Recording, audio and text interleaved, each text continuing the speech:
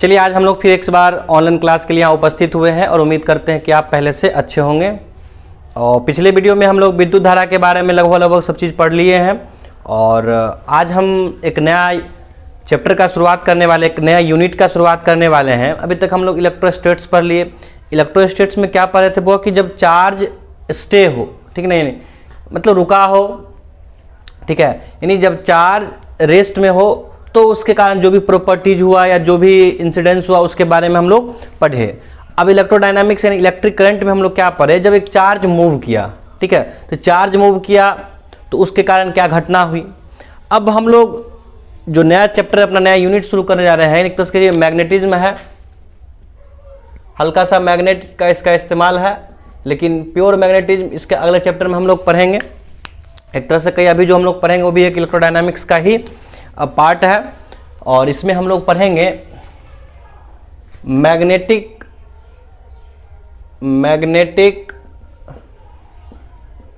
Effect of electric current, ठीक है, यानी हिंदी में इसको क्या बोलेंगे हम लोग, विद्युत धारा का चुंबकीय प्रभाव। विद्युत धारा का चुंबकीय प्रभाव यानी अब इस चैप्टर में हम लोग पढ़ने वाले हैं कि जब किसी परिपथ से विद्युत धारा प्रवाहित किया जाता है, तो प्रीवियस चैप्टर में हम लोग उसका उष्मीय प्रभाव पढ़ लिए थे कि उस परिपथ में ऊष्मा उत्पन्न हो जाता है और ऊष्मा कितना उत्पन्न होता है तो आप सबको पता है, ठीक है। अब इस चैप्टर में हम लोग पढ़ेंगे कि जब किसी एक तार से हम लोग, ठीक है, अगर धारा प्रवाहित करते हैं तो क्या उत्पन्न हो जाता है बुआ, चुंबक, यानी उसमें चुंबकीय गुण आ जाता है या चुंबकीय क्षेत्र उत्पन्न हो जाता है। तो बेसिकली इस चीज़ को भी हम लोग समझते हैं, इस घटना का स्टडी हम लोग कैसे किए या फिर ये विद्युत धारा का चुंबकीय प्रभाव का खोज कैसे हुआ। तो आप लोग 10th क्लास में एक बहुत ही इंटरेस्टिंग एक्सपेरिमेंट पढ़े होंगे ओरेस्टेड साहब का, ठीक है, यानी डच जो अपना वो साइंटिस्ट थे, क्रिश्चियन ओरेस्टेड उनका नाम था। तो उन्होंने एक एक्सपेरिमेंट किया। उन्होंने एक एक्सपेरिमेंट में क्या किया कि एक चुंबकीय सुई लिया, जो आप लोग जानते हैं चुंबकीय सुई किस प्रकार होता है। ये देखिए अपना यही चुंबकीय सुई है, आप अपने स्कूल के लैब में भी देखे होंगे, ठीक। तो उन्होंने क्या किया, अच्छे से कुछ चैप्टर जब हम पढ़ा तो उसमें हम बताए भी थे कि डिब्बी वाला, माचिस का डिब्बी वाला, ठीक। तो उन्होंने क्या किया कि एक चालक तार लिए, ठीक है, एक चालक तार लिए, उस चालक तार में क्या किए बुआ, धारा प्रवाहित करवाए, ठीक है, चालक तार में क्या किए, धारा प्रवाहित किए। तो उन्होंने पाया, ठीक, कि इसके पास में ना चुंबकीय सुई लेके जाते हैं, दिशा सूचक यंत्र वाला जो होता है बुआ, वो क्या होता है, विक्षेपित हो जाता है, यानी भागने लगता है।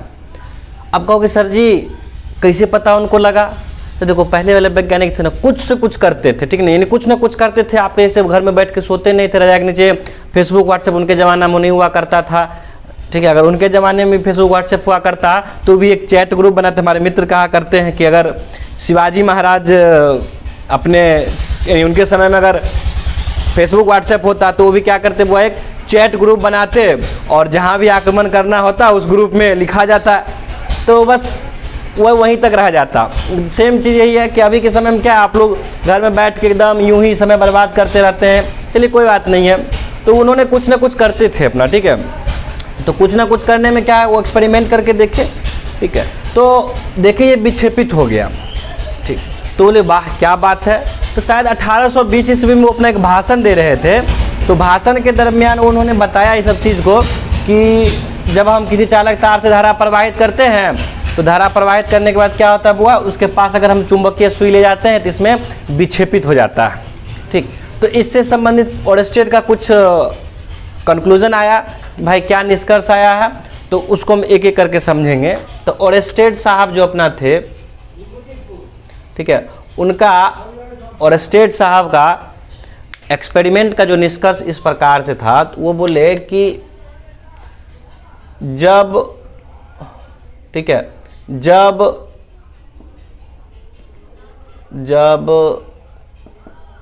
तार में धारा प्रवाहित किया जाता है तब उस तार के पास चुंबकीय सुई को ले जाने पर वह विक्षेपित हो जाती है। आप लोग लिख लीजिएगा। ठीक, पहला ये था। अब दूसरा उनका निष्कर्ष ये था, ठीक है, यदि धारा की दिशा हम उल्टा कर दे, ठीक है ना, तो विक्षेपण की दिशा भी विपरीत हो जाती है। यदि, ठीक है, यदि धारा की दिशा को विपरीत करते हैं, ठीक है, तो सुई भी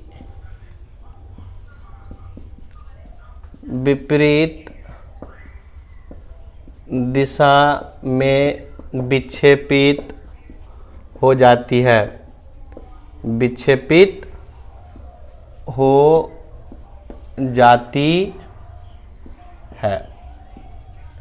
ठीक है, यानी पहला क्या हुआ कि सबसे पहले उन्होंने बोला कि जब किसी तार को हम लोग लेते हैं, ठीक, उसमें धारा प्रवाहित किए, तो धारा प्रवाहित किए तो क्या हुआ उसके बगल में हम दिशा सूचक यंत्र को ले गए तो क्या हुआ उसमें विक्षेपित हुआ। एकदम साधारण समझिए कि घर में हम लोग भी बचपन में जब थे तो कुछ ना कुछ उठपटांग हरकत करते थे कि नहीं करते थे, कुछ कखनो कुछ कर लेते थे। ठीक है, तो ये भी साहब अपना, ये तो पढ़े लिखे लोग सब थे, खुद ना कुछ तो करते रहते थे। तो उन्होंने पाया कि तार में धारा प्रवाहित करते तो उसके बगल में अगर हम दिशा सूचक यंत्र को ले जाएंगे तो क्या होता है, वह विक्षेपित हो जाता है।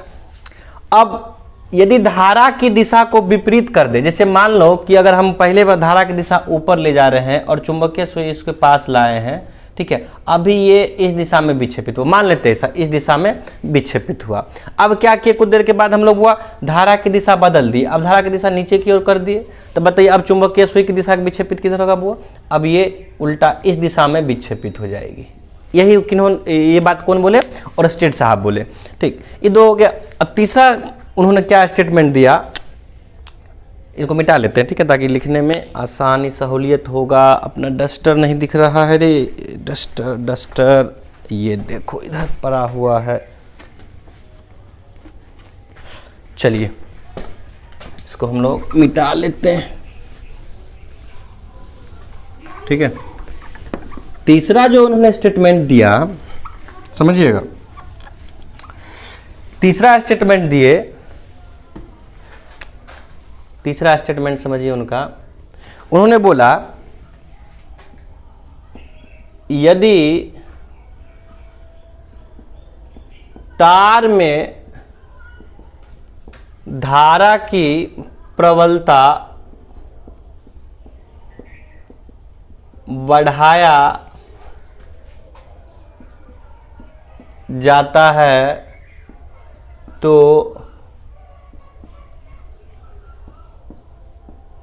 सुई में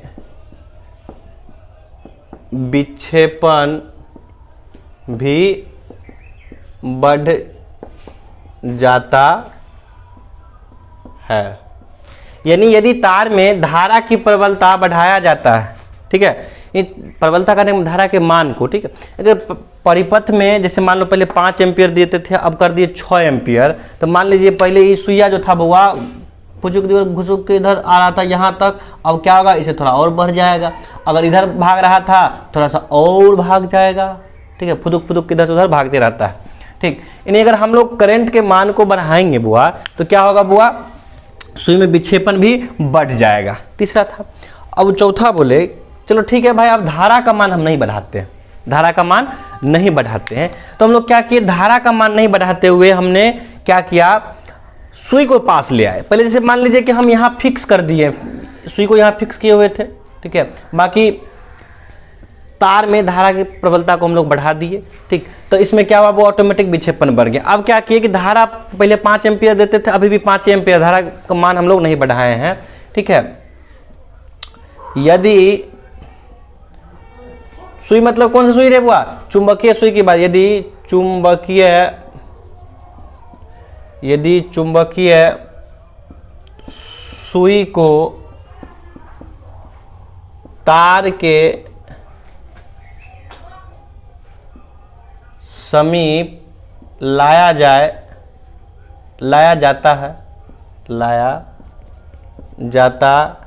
है।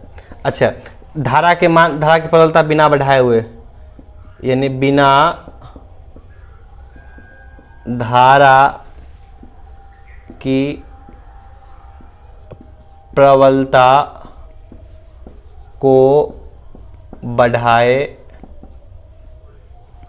बढ़ाए,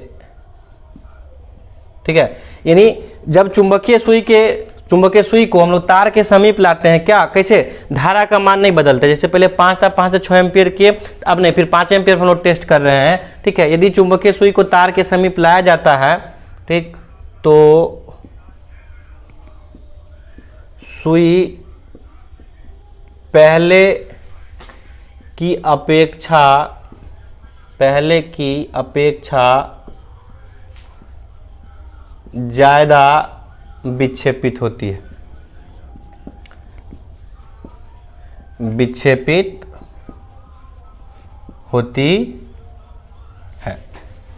ठीक, अपेक्षा ज़्यादा विक्षेपित होती है। आप देखिए इन्होंने 4 स्टेटमेंट दिया है, ठीक है, और भी मतलब इसको लोग तोड़ ताड़ के 5 कर सकते हैं, कोई दिक्कत नहीं, कोई 3 में ही समेट देते हैं तो कोई दिक्कत, इनका हम लोग भाव समझते हैं उन्होंने क्या कहा। तो उन्होंने मुख्यतः ये 4 बात बताए कि यदि हम किसी चालक तार से धारा का प्रवाह करेंगे तो उसके चारों ओर अगर हम किसी चुंबकीय सुई को ले जाएंगे तो विक्षेपित होगा, पहला स्टेटमेंट उनका ये था। दूसरा उन्होंने ये बोला कि यदि, ठीक ना, हम धारा की दिशा को बदल देते हैं तो विक्षेपण की दिशा भी बदल जाती है, ठीक है। जैसे अगर मान ली धारा की दिशा पहले ऊपर की ओर जा रहा था, ये विक्षेपित इधर हो रहा था, तो अब क्या हुआ, धारा की दिशा नीचे जा रही थी, विक्षेपित इधर हो रही है, ठीक है, समझिएगा इस बात को। तीसरा स्टेटमेंट उन्होंने दिया कि यदि चुंबकीय सुई अपने जगह पे है, ठीक है, यदि हम लोग धारा की प्रबलता को बढ़ा देते हैं 5 से 6 एम्पियर, चाहे जितने एम्पियर कर दे, 5 से बढ़ा दिए, तो क्या होगा, चुंबकीय सुई का जो विक्षेपण है वो भी बढ़ जाती है। ध्यान रखिएगा, चुंबकीय सुई का विक्षेपण भी क्या होता है, वो बढ़ जाती है। अब तीसरा जो बात है अपना, तीसरा तो हो गया, चौथा कि यदि हम लोग धारा की जो प्रबलता है उसको नहीं कोई परिवर्तन करते हैं, एकदम यथावत रखते हैं, उसके बाद यदि हम चुंबकीय सुई को ही पास ले आते हैं तो क्या होता है, वो ज़्यादा विक्षेपित हो जाती है। तो ये 4 पॉइंट हुआ। तो अब ये 4 पॉइंट उन्होंने बताया, तो इस पर काफ़ी रिसर्च हुआ, तो फिर संयुक्त रूप से शायद 1864 के आसपास 3-4 वैज्ञानिक मिलकर संयुक्त रूप से इसका बहुत सारा नियम कानून दिए, ठीक है। उससे पहले एक और महान साइंटिस्ट थे बायो-सेवार्ट, ठीक है, उन्होंने भी अपना लॉ दिया इस रिलेटेड। उनका लॉ बहुत इंपॉर्टेंट बेसिक लॉ कहे तो मैग्नेटिक फील्ड का, चुंबकीय क्षेत्र का उन्होंने ही दिया। ऐसे चुंबकीय क्षेत्र होता क्या, ये हम लोग जानेंगे। सबसे पहले देखिए, जब कोई चार्ज पार्टिकल्स, यानी जब कोई आवेश रुका रहे तो अपने चारों ओर क्या उत्पन्न करता है बुआ, अपने चारों ओर क्या उत्पन्न करता है, विद्युत क्षेत्र उत्पन्न करता है। बात समझिएगा, चारों ओर क्या उत्पन्न करता है बुआ, विद्युत क्षेत्र उत्पन्न करता है, ठीक। सेकेंड, यदि कोई आइसोलेटेड चार्ज पार्टिकल्स हो, ठीक है ना, आइसोलेटेड चार्ज पार्टिकल्स हो, ठीक, वो अगर मूव कर रहा है यानी चल रहा है तो वो अपने चारों ओर क्या उत्पन्न करेगा, चुंबकीय क्षेत्र उत्पन्न करेगा, ठीक है। और बाकी अगर ग्रुप ऑफ चार्जेस जा रहा है तो अपने चारों ओर वो इलेक्ट्रिक फील्ड के एज वेल एल, ठीक है ना, मैग्नेटिक फील्ड भी उत्पन्न करेगा, ठीक है। तो हम लोग इस चीज, मतलब इस 3 चीज को जो हम लोग ध्यान से समझेंगे कि यदि चार्ज पार्टिकल जब हुआ, पता नहीं गला में क्या हो रहा है, कोरोना नहीं हो रहा है बहुत थोड़ा सा,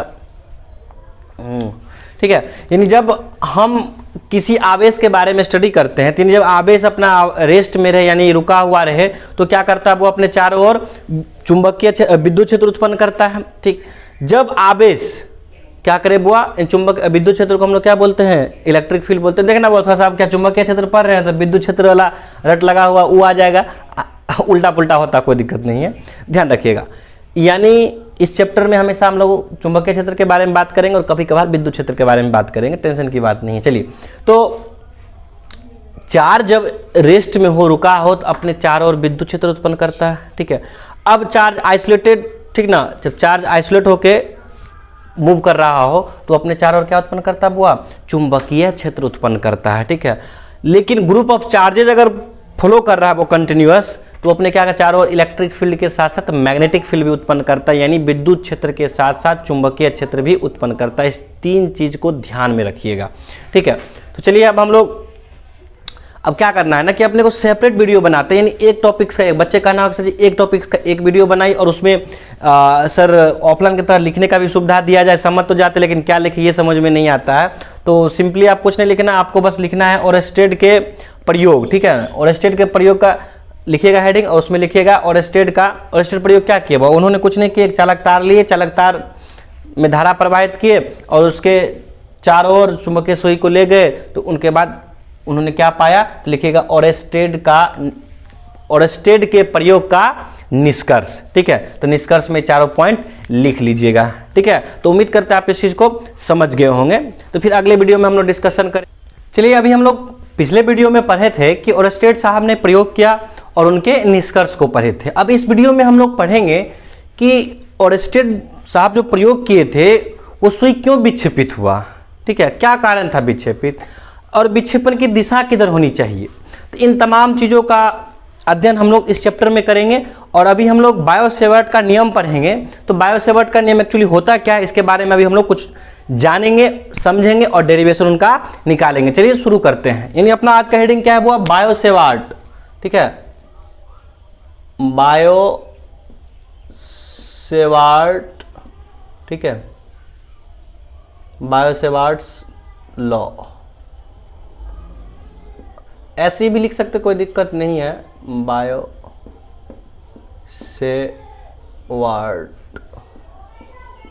का नियम पढ़ेंगे हम लोग आज।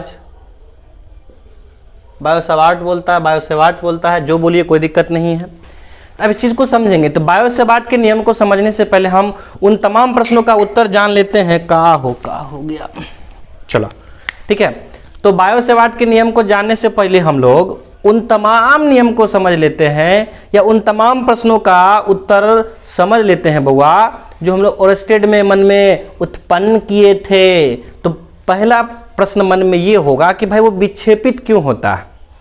ठीक है, इस प्रश्न का उत्तर आप जानते हैं, आप 10th में पढ़ रखे हैं कि जब वह कोनो चुंबक को दूसरे चुंबक के बगल में ले जाते हैं तो क्या होता है बुआ, तो चुंबक वाला उसको धक्का मारता है या खींच लेता है, इन उस पर क्या करता है, वो एक बल आरोपित करता है। तो वही बात है कि चुंबकीय सुई में विक्षेपण इस बात को दर्शाता है कि अगल बगल के है रे चुंबकीय क्षेत्र, यानी चुंबकीय क्षेत्र आप तो समझते नहीं, चुंबकीय गुण कहीं और भी पदार्थ में उत्पन्न हो जा रहा है। ठीक, तो हम लोग बेसिकली यहाँ पे डिफाइन करते हैं चुंबकीय क्षेत्र को। ठीक, यानी वहाँ जब धारा प्रवाहित करते हैं वो किसी चालक तार से, तो उसके चारों ओर क्या होता है वो चुंबकीय क्षेत्र यानी मैग्नेटिक फील्ड जनरेट हो जाता है। और मैग्नेटिक फील्ड जनरेट हो गया तो क्या होगा बुआ, अब दूसरा का उसमें चुंबक को ले जाएंगे तो उसमें बल लगेगा, यानी दूसरा मैग्नेटिक मटेरियल हो, मैग्नेटिक कंपास हो या कुछ भी हो, ठीक ना, मैग्नेटिक नीडल हो, कुछ भी हो, वो एक्सपीरियंस करेगा एक फोर्स को। तो हम लोग चुंबकीय क्षेत्र को इस प्रकार से डिफाइन करते हैं। तो लिखिए चुंबकीय क्षेत्र।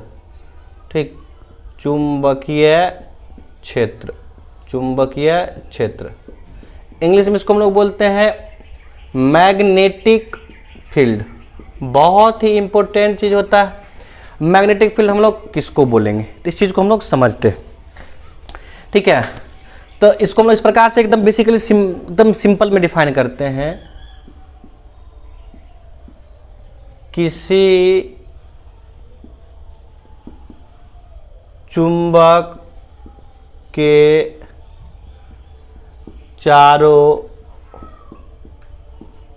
ओर का वह क्षेत्र, किसी चुंबक का चारों ओर का वह क्षेत्र जिसमें,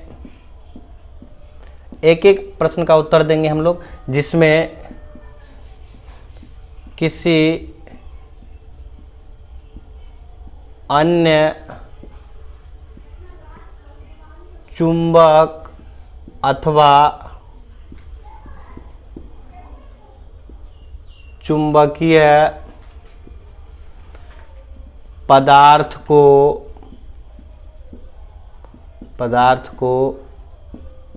ले जाने पर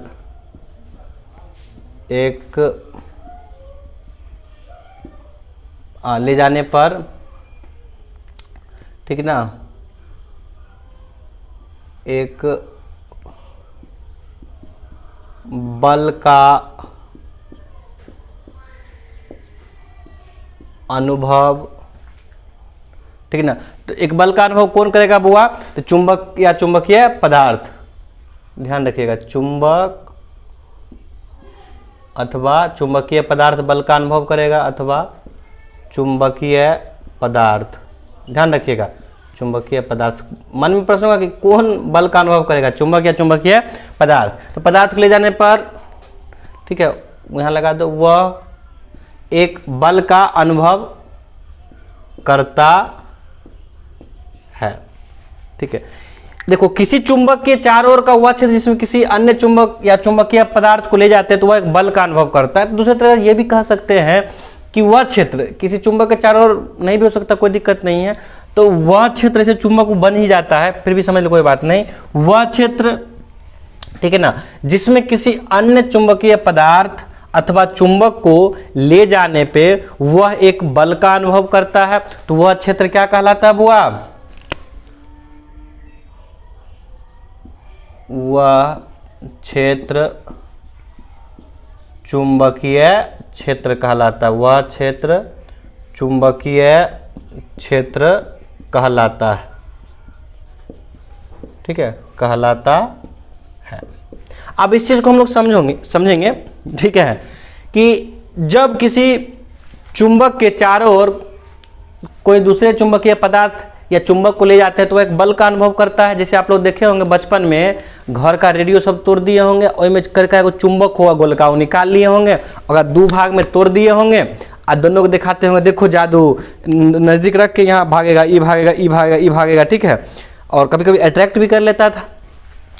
तो यहाँ बल अनुभव दो प्रकार से हो सकता है, या तो खींचेगा या उसको धक्का देगा, ये नहीं कि सिर्फ खींचेगा ही, ठीक, ध्यान रखिएगा इस चीज का।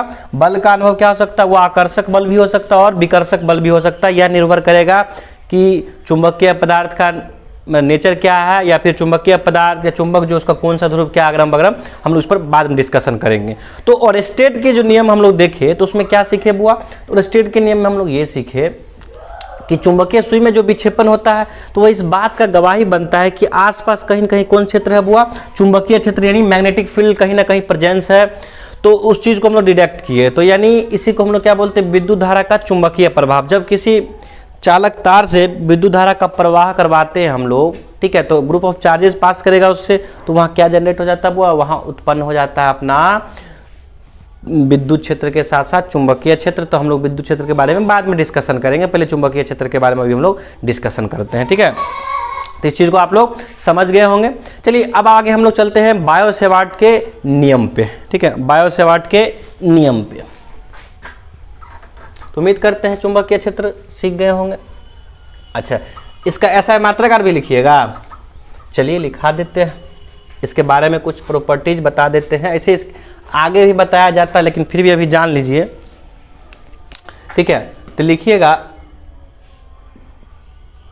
चुंबकीय क्षेत्र, ठीक है, वो सदिश राशि होती है। चुंबकीय क्षेत्र सदिश राशि होती है। चुंबकीय क्षेत्र कैसी राशि होती है बुआ? सदिश राशि होती है, ठीक है। चुंबकीय क्षेत्र का SI मात्रक टेस्ला होती है। एक मिनट, क्या हुआ रे? रिकॉर्डिंग चालू है ना? फिर आवाज़ कैसे आया? रिकॉर्डिंग तो चालू है। चलिए छोड़िए, देखते हैं हम लोग। चुंबकीय क्षेत्र सदिश राशि होती है और चुंबकीय क्षेत्र का ऐसा मात्रक वो टेस्ला होता है जिसको हम लोग कैपिटल टी से दर्शाते हैं। ठीक है, फिर बात करते हैं। अब देखिए चुंबकीय क्षेत्र के बीमीय सूत्र के बारे में बात करेंगे हम लोग।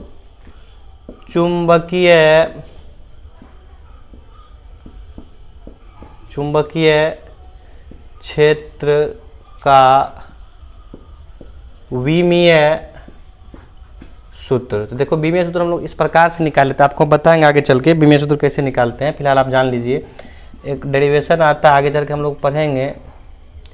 क्यू भी बी साइन थीटा आता है, तो इसको हटा लीजिए, कोई दिक्कत नहीं है। तो अपने को चाहिए बी, तो बी बराबर हम लोग लिख सकते हैं एफ बट्टे क्यू भी। ठीक है, जहाँ एफ बल होता है तो बल का वो ml2 टी पे पावर -2। ये कैसे होगा आगे डिस्कशन करेंगे हम लोग, बस अब बेसिकली भी लिखे तो आपको लिखा दे रहे हैं। क्यू आवेश होता है, आवेश का AT हो जाएगा, और भी वेग होता है L टी पे पावर -1। ठीक है, F बराबर क्या होता है, क्यू भी बी होता है वो, तो B बराबर हम लोग एफ क्यू से भाग दे दिए, तो F का ml2 ml हो जाएगा टी पावर -2 बल का होता है वो, और आवेश का होता है AT, और V का क्या होता है वो L टी पे पावर -1। ध्यान रखिएगा, बल का ml टी पे पावर -2 और Q का AT या IT लिखते हैं, V को L टी पे पावर -1। इसको सॉल्व करके देखिए, ये आ जाएगा अपने पास M। अच्छा L तो शायद कट गया रे, हाँ LM कट गया, तो बताइए। अच्छा देखिए T पर पावर -1 और ये T दोनों भी हट जाएगा वो नीचे से, तो हो जाएगा M T पे पावर -2 हो जाएगा, और हो जाएगा A पे पावर -1। यही अपना क्या हो गया बुआ, चुंबकीय क्षेत्र का विमीय सूत्र होता है। तो 3 चीज़ हम लोग पढ़े। ठीक है, अब हम लोग पहले थोड़ा सा चुंबकीय क्षेत्र का प्रॉपर्टीज भी पढ़ लेंगे, तो पढ़ लेते हैं थोड़ा सा। एक काम करते हैं, पहले बायोसेवार्ट का टॉपिक से तो बायोसेवार्ट को डिस्कशन कर देते हैं, और अगले वीडियो में हम लोग चुंबकीय क्षेत्र का प्रॉपर्टीज पढ़ लेंगे, स्पेशल वीडियो बना लेंगे, क्या जाता है। चलिए मिटा देते हैं इसको रे। चलो बच्चा, अब हम लोग बायोसेवार्ट के नियम को समझेंगा, बुझेंगा एंड डेरिवेशन लिखेंगा। चलो हो, लिखो समझो। ठीक है, बायोसेवार्ट का नियम एक्चुअली होता क्या है कि देखिए, अभी तो हम समझे कि